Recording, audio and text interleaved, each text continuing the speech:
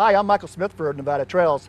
So I have a very special show. I have Gisele Schoniger of Kellogg Products, and famous for our organic gardening shows. And I met Gisele, 3 or 4 years ago? Yes. And we were down at Carson Valley Lawn and Garden and Ranch, yeah. Garden Ranch. Yep.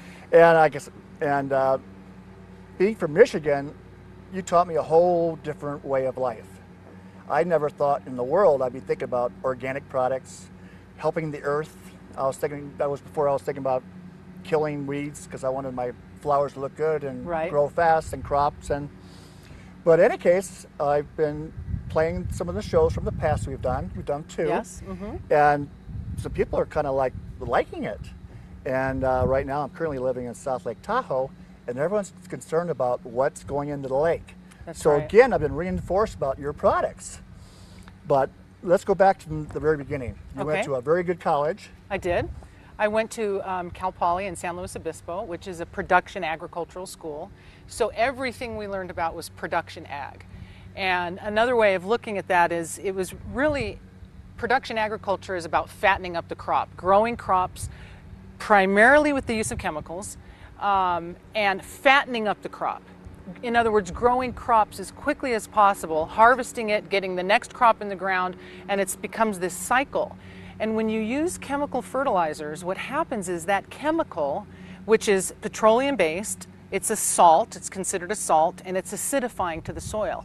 But the rapid release rate forces the plant to grow. So when you look at the 3 numbers on a chemical fertilizer, you'll notice the numbers are very high. It's designed that way because it's a chemical. So the release rate is so fast that it forces the plant to grow. And above ground, we have a plant with a very thin cell wall. In other words, thin leaves, thin stems, and thin flowers. So that's what's going on above the ground.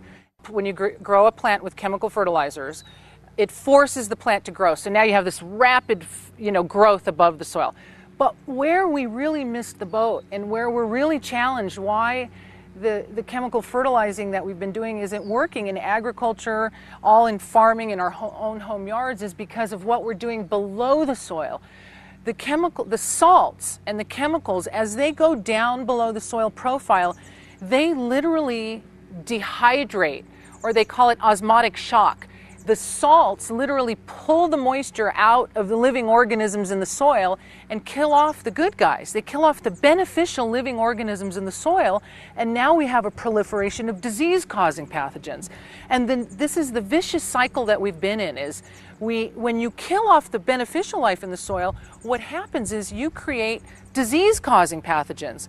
And now this pathogen will literally kill off other beneficial life in the soil and will weaken the strength of the plant. So just to finish this thought, organics, when you see the 3 numbers, the nitrogen, phosphorus, and potassium, which is only part of the story, those are the primary nutrients in a fertilizer. Then you have secondary nutrients, calcium, magnesium, sulfur, and all the trace elements. But you'll see that an all-purpose organic fertilizer is a 4-4-4. When most people are used to using a 20-20-20 chemical fertilizer. Wow. It's a different way of feeding. The organic is about feeding the living organisms in the soil, allowing the microbes, those organisms, to break the fertilizer down. Plants take the nutrients when they need it, and above ground you have a plant with a much thicker cell wall, leaves, stems, and flowers. And below the soil, more importantly, we are building healthy life in the soil, and when you have healthy life in the soil, those organisms naturally will suppress the disease-causing pathogens. Oh, wonderful! So when you do because basically your job is education, isn't it? Yes. So I work for Kellogg's. By the way, we're at the governor's mansion in Carson City, Nevada, and we're so blessed to have this opportunity to come to this garden and do this program. Thank you so much for that. And I work for Kellogg's, and they're in their 3rd generation. We're an 85-year-old company, and they're a family business. We are a composting company.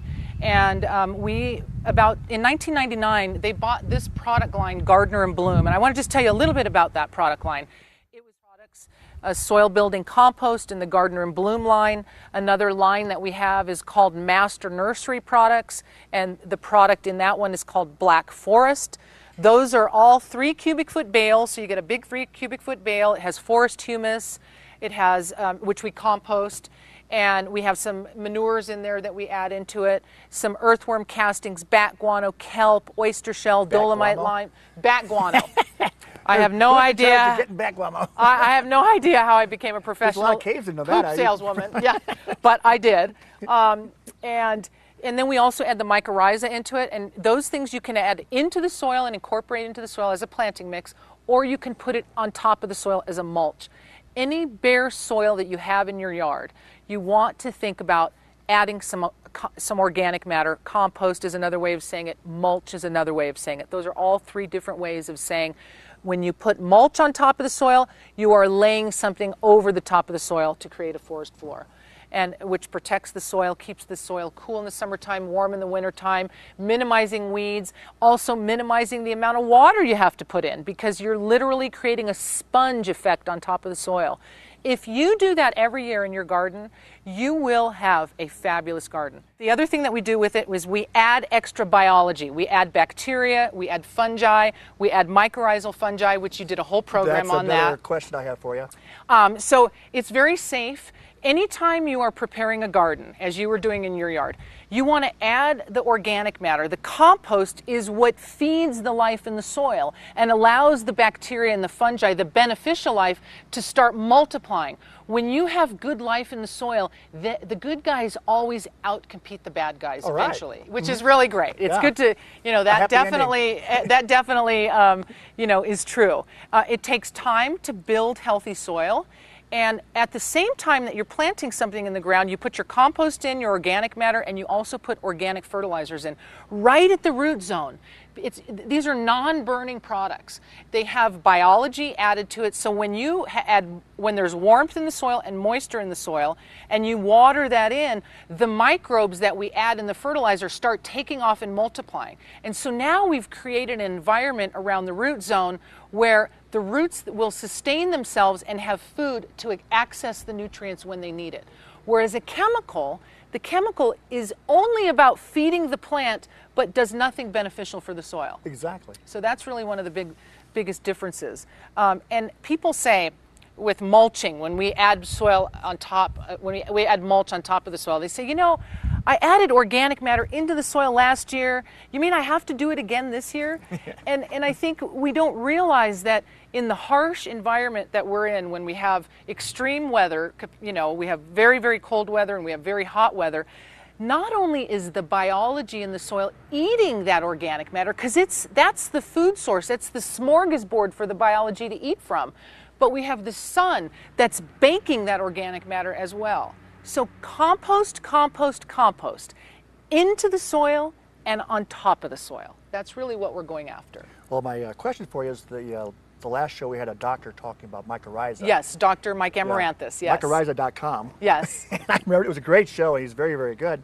But I didn't know how you get mycorrhiza. Is it already in my mulch? Now, we do have certain products that have many of the soil products, the soil building compost, the Harvest Supreme, which is for vegetable crops. It has mycorrhiza? It has mycorrhiza in it. Oh, wow. He's one of the leading researchers of mycorrhiza in the world. But Dr. Mike Amaranthus, he did his research work in the 1980s, and his work has now really become recognized in forestry, in agriculture, and in the landscape industry. And so all of our organic fertilizers have mycorrhiza added to it. Right. And I have this great picture here. Let's see. Oops. Don't know where I put it now. Here it is. Oh, don't you love it? Live television. I don't know if you can see this picture very effectively, but what happens under the soil, this area that's called, right around the root zone, is called the rhizosphere, the sphere around the rhiza, the sphere around the root zone. This is the single most important area for plant growth and development. What we do to the soil here by enhancing the soil with compost and organic fertility is going to tell the story and how the plant performs up here. What we don't do down here, when we don't add compost and organic fertility, we will also see how the plant does not perform. So this area here, the reason we call it the rhizosphere is it's because it's where the roots grow. When plants photosynthesize, they take their energy from the sun and they create their own foods. And they call that a photosynthate.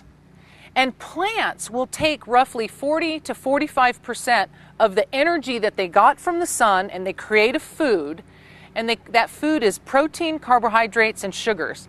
Well, anybody that's a baker knows that that's how you make cookies and cakes. The reason the root zone is such a biologically active area to bring the biology to the root of the plant is because the plant pushes that food down into the root zone. They call that an exudate. And the plant exudes this food source through its roots, and that brings the biology to the root of the plant. So what these fungal filaments do, when you look at this plant, the orange part here is actually the root. Everything else that looks like roots is the mycorrhizal fungi, which starts out as a tiny spore. It comes into contact with the root of the plant, and because the root of the plant is exuding food, that is the only way the mycorrhiza will be able to sustain itself. It must have food. So it attaches to the root of the plant, and then they call these fungal filaments, they call them hyphae. And these fungal filaments, so if this is my root system, the whole entire root system is colonized like a knitted stocking. It's like it's knitted all along the root of the plant. And it travels through the soil. It makes the surface area of my roots anywhere from 10 to 100 up to 1,000 times larger surface area. So now the plant has more access to water. In this harsh environment, that's important. That's a major point of his talk was using this product you can save a lot of water. Absolutely. Mycorrhiza, I want you to think of mycorrhiza as an Irishman. Mike O'Riza is a fun guy. I know, very clever. It's not mine, but I'm going to use it. It's really mycor. M-Y-C-O-R means fungus, and rhiza means root. So mycorrhiza means fungus root. Think of it as a beneficial root extender that's been on the planet for 460 million years, and we've been paying attention to it for about 30 years. It allows it helps the root of the plant forage for nutrients that are abundant in the soil, but that the soil doesn't want to let go of. And because of the life in the soil, what the life in the soil will do is it secretes enzymes which makes the soil loosen its grip on nutrients, and then those fungal filaments translocate nutrients back to the root of the plant. So these fungal filaments actually travel through the soil, and they're almost like our hair or like a feather. They're much finer particle size, so they can penetrate between the particle of soil, secrete an enzyme, and that allows the soil to let go of the abundant nutrients. So better water uptake, better nutrient efficiency. And the third thing it does is it secretes a glue. Compost does the same thing. When you put organic matter or compost into the soil and the microorganisms break it down, that's their food source.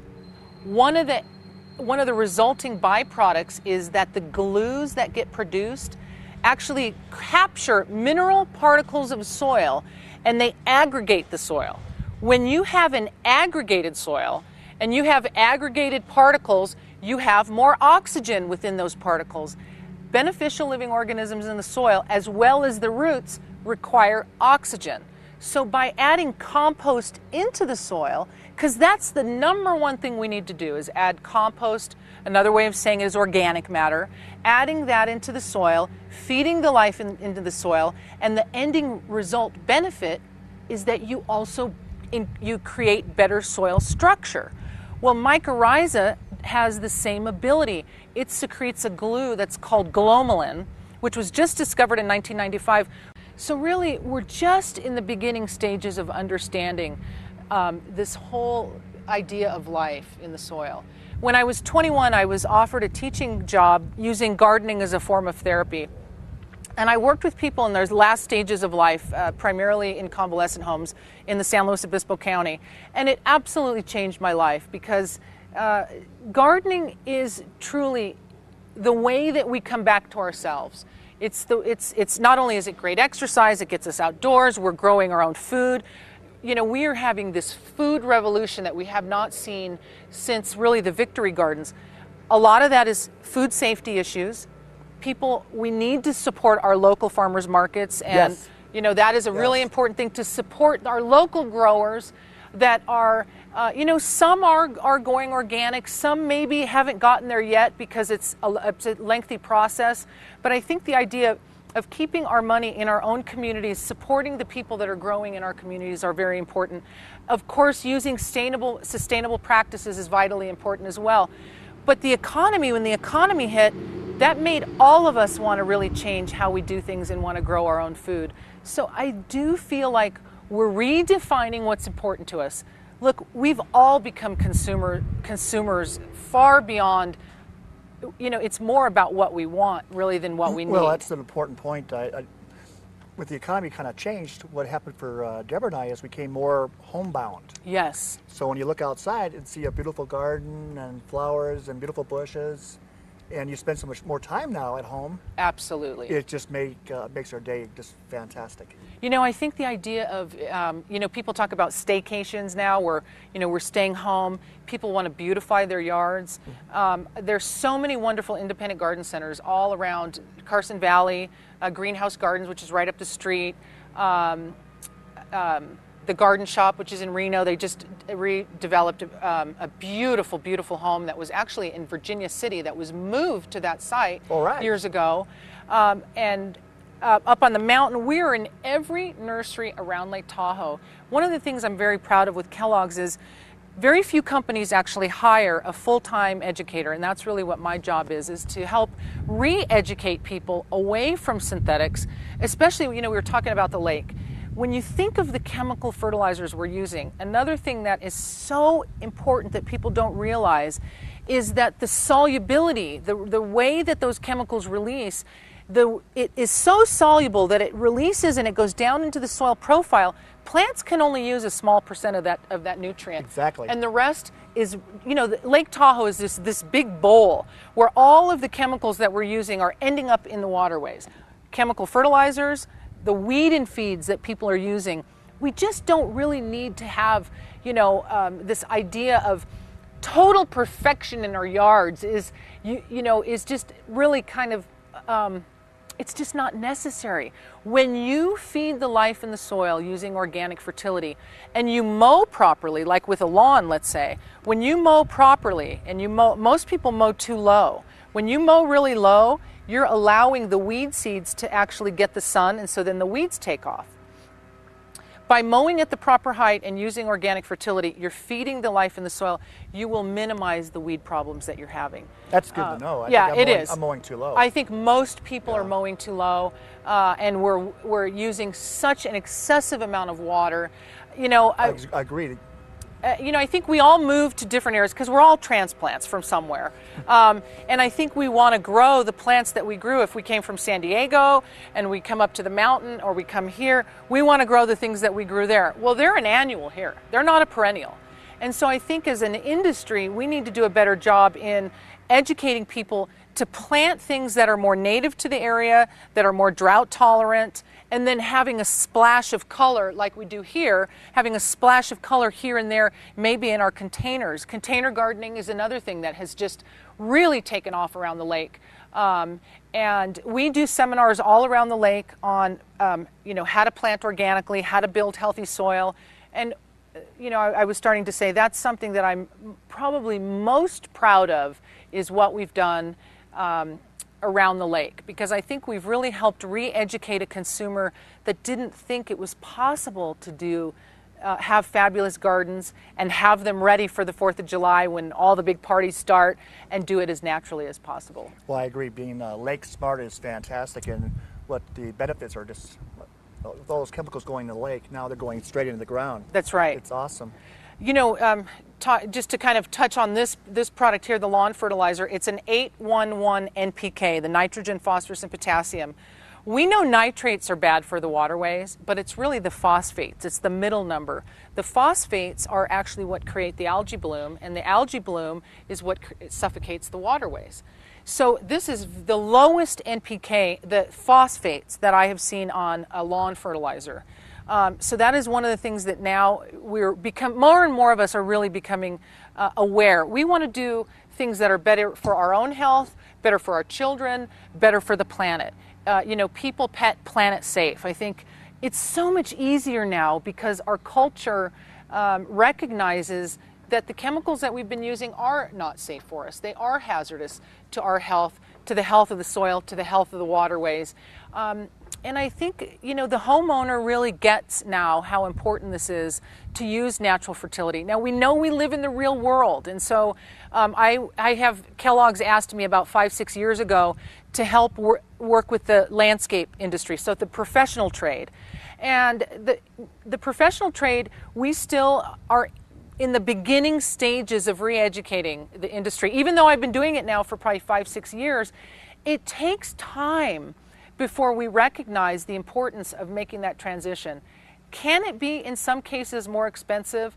People look at the sticker price of a chemical fertilizer versus a bag of organic, and the organic may be more expensive up front. But here's what people have to realize is the chemical is only focusing on the plant at the detriment of the soil. It's a short-term quick fix. It grows a plant that has a very thin cell wall. It's killing beneficial life in the soil. And in the long run, it's far more expensive. So let's say with the organic fertilizer, maybe the cost is more expensive up front, but you're growing a plant with a thicker cell wall, minimizing the extra input of any kind of insect spray. Below the soil, you're building healthy life.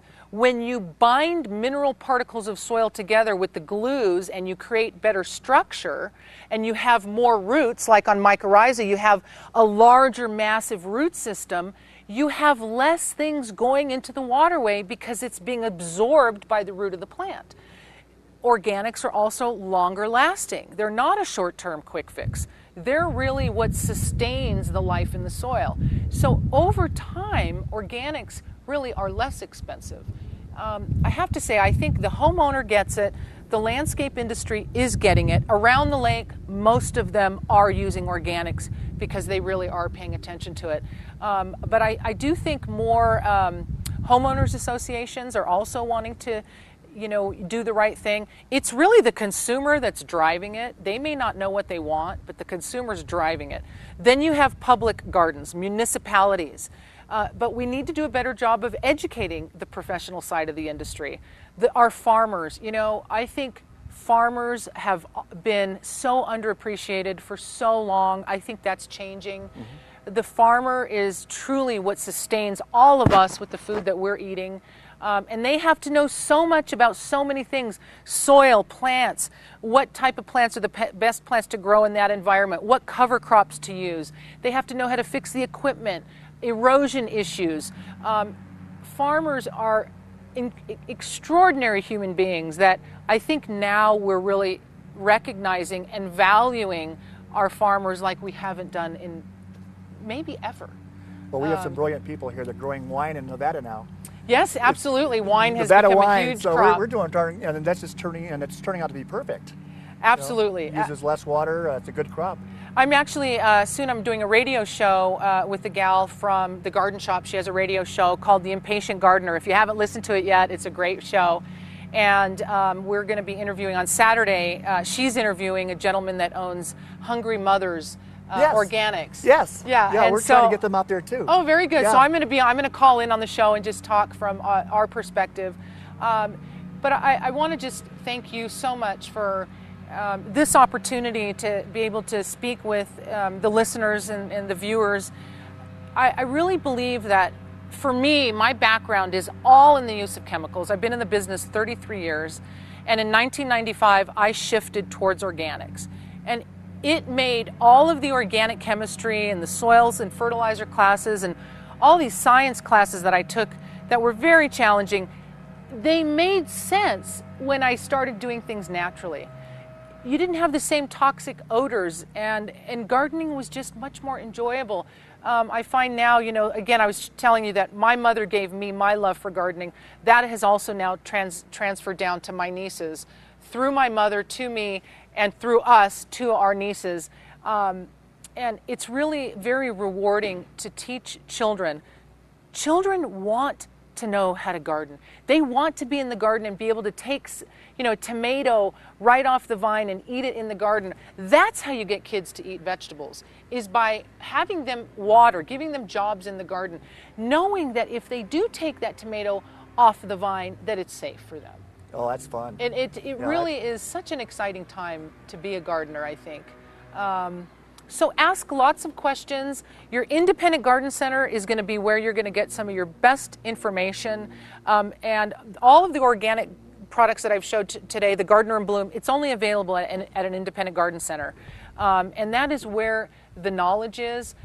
We do seminars for all of our customers, actual dinner seminars where we invite all the nursery, the management, all the staff. They come in, we help educate them about soils. We bring outside scientists and leaders in so that it's not just from our perspective, but from the perspective of PhDs that are out there that are really doing some really great work. So it's an exciting time. I think people are embracing this movement. We all realize that we have such a large impact.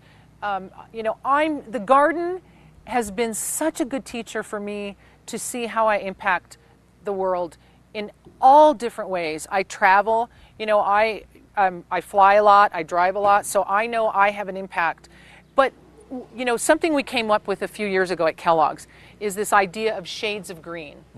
And so that it's not a judgmental thing, but that we can define where do we fall in the green movement? Are we still kind of a pale shade of green? Are we a deep shade of green? Where we can all sort of determine for ourselves where do we fall in the spectrum of color and of how green we are, and how every day can we make a choice to do something that's less impactful on the planet. And it takes effort. Now younger generations that maybe have grown up with this, in their eyes, maybe it doesn't take any effort. But we have to realize that we're dealing with the whole planet of people, that any small change we make makes a change collectively. That's a great way of thinking because it's true. Yeah, absolutely. And one thing sets another thing in motion. Absolutely. I think that is where we're going. But I do think that it's not about being judgmental towards ourselves or other people, but it is about making a choice, making a decision to do the right thing, and then sticking with it. And for me, the garden has been such a powerful teacher. Well, I'm also a hospice volunteer, and what you said about plants is just perfect. Yes, it is. We have our time, and then we pass on. But plants are just beautiful. I have a hard time. I still have my Christmas plants from 2 years ago. It's not red anymore.